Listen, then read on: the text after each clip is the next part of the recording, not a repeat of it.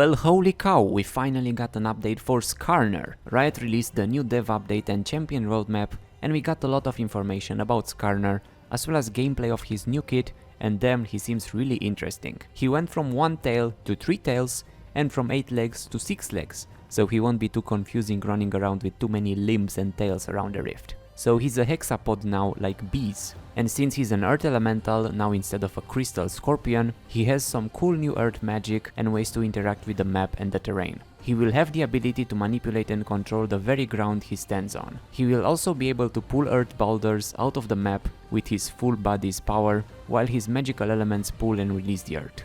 But they needed to make sure that his silhouette was still easily readable when holding a rock, without him looking like a big rock running with legs.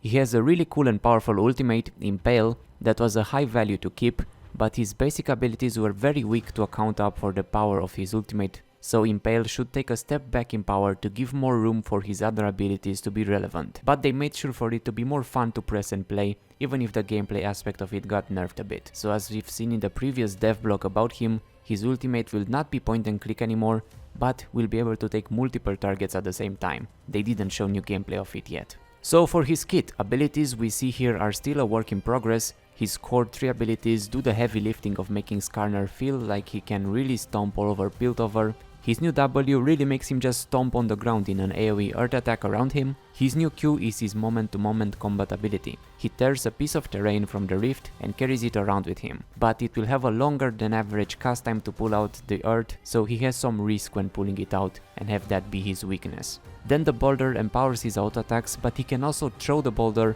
for a slow and big chunk of damage, usable for escaping targets to finish them off too. But the real skill expression will come with his new E, that gives him movement speed while limiting control and tries to collide with the target while also being able to go through walls. And if he grabs a target, he has a short window to pin them into a wall for a stun and bonus damage, and he also can grab another rock while moving with his E.